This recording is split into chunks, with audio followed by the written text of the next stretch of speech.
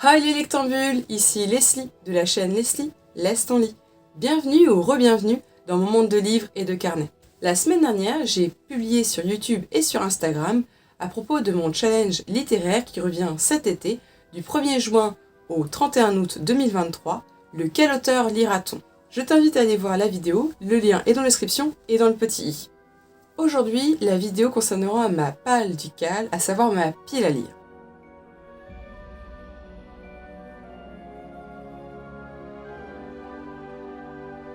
Dans cette vidéo, je vais évoquer du coup les 12 livres que je prévois de lire, en sachant que du coup je les ai cumulés le tableau des maisons, où je vais vous présenter chaque maison avec les 3 livres différents, et je vais vous préciser si ça peut correspondre à un des 7 tomes d'Harry Potter, donc la liste bonus. Moi j'ai préféré cumuler les catégories que avoir 7 livres de plus à lire. Déjà 12, ça me semble plutôt enthousiaste, même si l'été j'espère que j'aurai beaucoup plus de temps.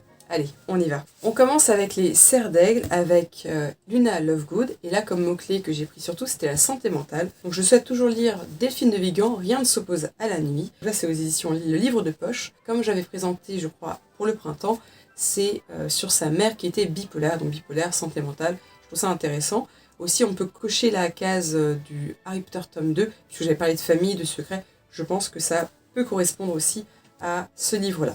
Ensuite, pour le professeur, c'était Flitwick, et je souhaite lire le 5e tome d'Harry Potter et l'Ordre du Phénix. Là, c'est une version VO donc de Bloomsbury. Donc j'ai déjà lu évidemment tous les Harry Potter. Là, c'est l'occasion de le relire, au moins un livre de J.K. Rowling. Et du coup, en VO, c'est un bon petit pavé. L'Ordre du Phénix, c'est mon préféré, donc il n'y a pas de souci que ça va, je pense, me plaire fortement. Et comme ça, en plus, je coche le 5e tome d'Harry Potter, évidemment, dans la liste bonus. Enfin, pour la valeur, c'était l'imagination, donc science-fiction, fantasy, fantastique, et là, complètement SFFF. Il y a le premier tome de la saga Absolue qui est sorti récemment de Margot de Seine, donc qui est une jeune autrice. Je la suis beaucoup sur les réseaux sociaux et j'avais déjà discuté beaucoup avec elle sur Discord. Et par rapport à beaucoup, je n'ai pas lu les premiers chapitres créés sur Wattpad. Moi, me suis restée un peu loin pour apprécier ma lecture parce que j'étais persuadée qu'elle allait le publier.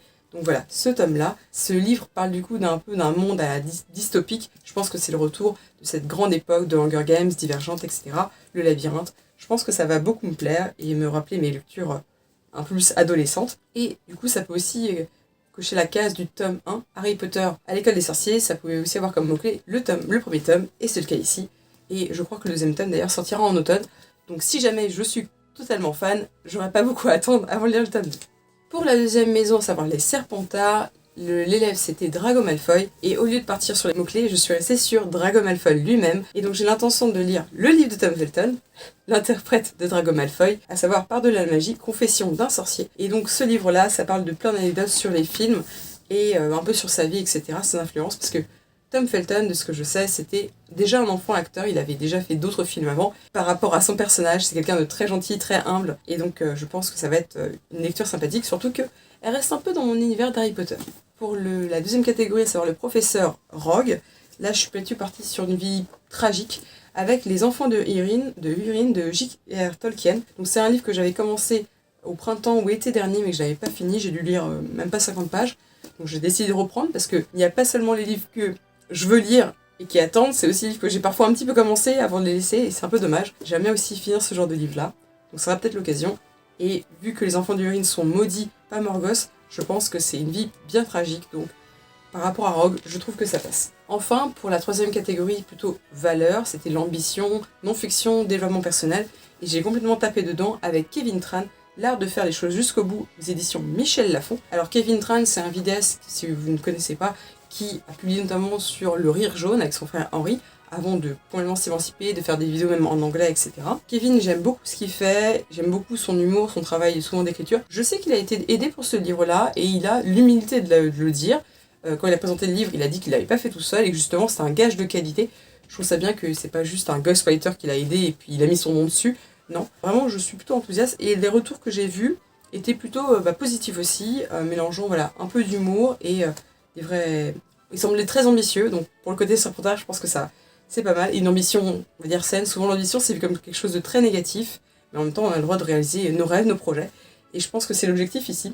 Donc j'espère que ça me motivera à faire YouTube, à faire mon bouquin, etc. On reviendra dessus quand je l'aurai fini. Aussi, je peux cocher la case psychologie un petit peu du 7e tome d'Harry Potter. Pour les Poufsouffles, on commence avec Cédric Diggory, et au lieu de partir pour l'été sur quelque chose du coup de mort, de deuil, etc., parce que moi je suis pas très thriller, je suis plutôt partie sur le côté héroïsme, et ma première héroïne, quand je ne pense pas voilà, à tout ce qui est Harry Potter, je pense à Tara Duncan, et là c'est le tome 3, le Sceptre maudit, de Sophie Audouin-Mamikonian, donc qui est un peu dans cette vibe Harry Potter à la française, entre guillemets, et qui a aussi, comme J.K. Rowling, eu des galères pour publier. Donc Tara Duncan, c'est une de mes premières héroïnes, donc je trouve que ça marche totalement dans mon univers personnel comme héroïsme, avec le Taragang, donc ses amis. J'aimais beaucoup les valeurs proposées par l'autrice, avec beaucoup d'humour, donc je veux plutôt un livre comme ça, nostalgie, parce que du coup je les ai lus quand j'étais plus petite, et je les adorais énormément. Donc voilà, je voulais quelque chose plutôt positif, et aussi ça me permet un petit peu de cocher la case du 3e tome, Harry Potter et le prisonnier d'Azkaban, parce qu'effectivement, l'impératrice et l'impérateur sont capturés. J'ai un peu modifié ça pour dire qu'ils sont prisonniers et que du coup, des jeunes ados doivent un peu sauver le monde. Et je pense que c'est un peu le concept aussi dans Harry Potter. Ensuite, pour la deuxième catégorie, c'était plutôt professeur. Et là, avec Shura, je vous proposais soit dans le titre, soit dans l'histoire, mais dans le titre ça suffisait, de mettre un nom de plante, changer l'eau des fleurs, que je n'ai pas pu lire au printemps. Et j'avais dit que si au printemps je ne lisais pas, il allait quitter ma pile à lire, mais je tente encore, j'y crois, mais vraiment après l'été, si c'est pas possible, tant pis, j'arrête de me démener. Donc changer l'eau des fleurs, fleurs ça marche, il y a un titre de plante dans le titre, de Valérie Perrin, donc qui est une autrice française. Là j'aurais pu peut-être le mettre dans Deuil, mort de Cédric Diggory, mais quelque chose, vu qu'elle s'occupe d'un cimetière, ça aurait pu être un moyen détourné d'en parler, mais là je l'ai mis pour changer l'eau des fleurs.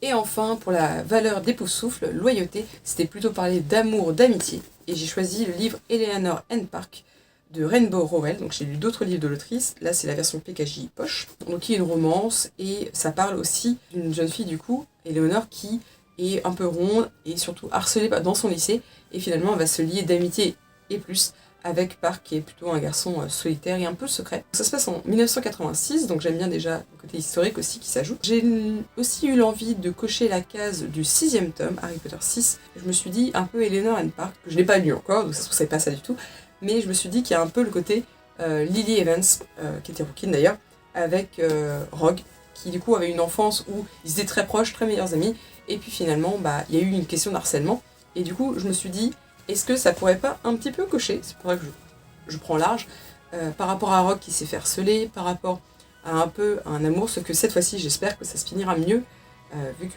Lily ne finit pas avec Severus, elle finit avec James, les parents de Harry. Je me suis dit, est-ce qu'on pourrait pas modifier ça, ça peut parler un peu d'harcèlement, même si en soi, Rogue est devenu un harceleur en tant que prof.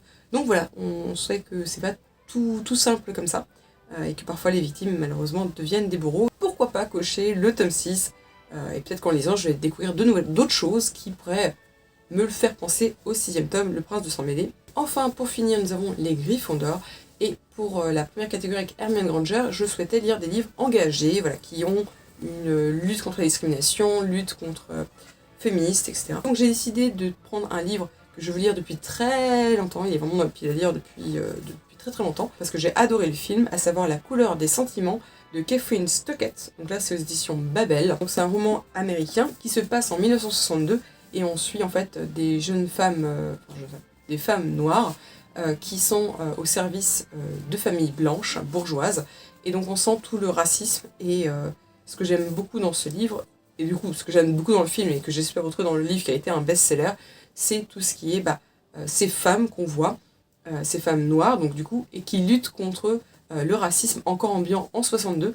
Et ce qui est assez intéressant, c'est que il y a une jeune femme blanche qui va aussi lutter contre, alors que elle n'est pas concernée directement, mais elle va se battre. Je pense que je me suis jamais lancée dedans parce que c'est un petit pavé de 600 pages, mais je pense que ça va être très important pour moi de le lire. Ensuite, on a côté professeur, le professeur McGonagall, vous proposez de lire de la métamorphose sur les chats. J'aurais pu effectivement faire la solution de facilité avec les chats, mais j'avais l'intention de lire de la poésie. Donc du coup, j'ai pris 2 livres de poésie, parce que je sais que je vais peut-être lire plus rapidement. Donc d'une part, on a Clémentine Beauvais, Décomposée. C'est le livre chez l'Iconopop, qui sont des livres un petit peu lyriques, poésie moderne, pas forcément en vers. Assez intéressant, puisque Clémentine Beauvais, j'aimerais bien vraiment lire un de ses livres, et pas seulement de ses traductions, parce que j'aurais pas lire de ses traductions. Il faudrait que je lise aussi Les Petites Reines et d'autres romans que j'ai en stock. Et Décomposée, en fait, ça prend comme base le poème La Charogne de Charles Baudelaire. Et en fait, elle s'imagine du coup la vie de cette femme qui gît en décomposition et elle essaie de trouver toutes les vies qu'aurait pu être ce qu'est devenu une charogne, quoi. Et donc du coup, c'est tout un travail un peu d'imaginaire en poésie. Et pour le côté un peu métamorphose, je me suis dit que finalement, on métamorphose quelque chose d'un petit peu affreux et repoussant dans le poème à quelque chose de beaucoup plus fantasmé et finalement, par l'écriture, rendre ça plus magique et faire parler de... Parce que je pense que Clémentine Beauvais, avec ce livre-là, elle parle de sujets et de féminisme et de place de la femme. Et en deuxième livre de poésie, j'ai mis Maya Angelou, et pourtant je m'élève, donc c'est une édition bilingue, c'est-à-dire que d'un côté il y a en anglais, et de l'autre la version originale, et de l'autre en français. Là c'était les éditions Segers. J'ai hâte de les lire parce que l'histoire de Maya Angelou m'a beaucoup touchée, et je pense que j'aimerais bien lire beaucoup plus de livres d'elle.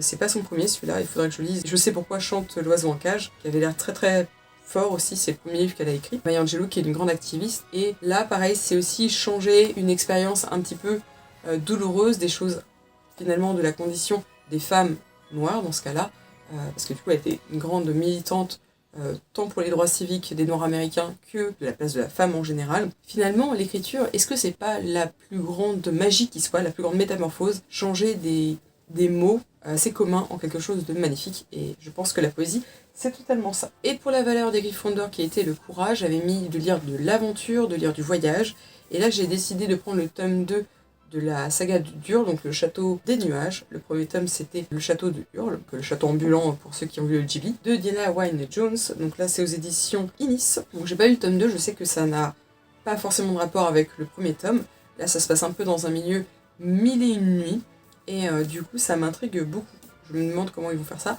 Il y a le côté du coup complètement voyage, parce que il y a un jeune garçon qui est plutôt pauvre, qui va se voir offrir, je ne sais plus, un tapis volant, et il va partir à la conquête de richesses et surtout d'une princesse. Donc voilà, un peu ce concept oriental mille et une nuits qui m'intrigue beaucoup, et je me dis que justement ça pourrait me permettre de cocher la case du 4e tome où j'avais parlé de pays étrangers, de rencontres de culture, et je me dis que tant pour moi qui va découvrir peut-être et m'intéresser, j'ai les mille et une nuits en plus dans ma bibliothèque, peut-être que j'aurai envie ensuite de lire les mille et une nuits, de lire un peu d'autres choses, et forcément ça parle de voyage, donc finalement comme les Durmstrang et les Beauxbatons viennent à Poudlard et voyagent en un sens, moi aussi je vais pouvoir voyager, et les personnages vont voyager aussi dans leur univers, donc je pense que ça colle complètement pour ça. Donc voilà pour le challenge, donc j'ai largement de quoi lire, il y a 13 livres vu que la poésie j'en ai mis 2, donc on a des petits pavés, des livres du coup plus courts avec la poésie, on a pas mal de livres français, des livres faits par pas mal d'autrices, je suis contente de lire aussi des femmes autant que des hommes, et ça écrase pas. Je lis pas que de la science-fiction, enfin de la SFFF, je lis pas que de la fantasy, donc je suis contente parce que j'aime bien varier mes lectures. Depuis que je fais les défis littéraires, c'est vrai que ça me motive à lire des livres que je n'aurais peut-être pas l'habitude de lire, et sans forcément que je doive acheter de nouveaux livres, c'est pas du tout l'objectif. Encore une fois, s'il y a des livres dans votre pile à lire, essayez de trouver un moyen de détourner les sujets pour pouvoir lire les livres que vous voulez lire. C'est pas l'objectif d'acheter des livres pour compléter des cases, ça n'a pas de sens. Donc voilà, moi j'ai tout ça, je pense que c'est déjà beaucoup. Après j'aurai du temps cet été, je pense, par rapport à je suis prof, entre deux préparations de cours, j'aurai le temps de lire tout ça, et donc je vous ferai des retours au cours de l'été. Donc si vous avez l'intention de participer, je vous rappelle que le challenge a lieu du 1er juin 2023 au 31 août, donc tout l'été, vous avez 3 mois pour lire.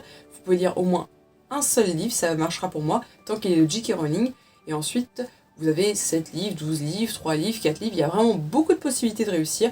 Je vous renvoie encore une fois sur la vidéo de présentation si vous voulez avoir plus d'explications.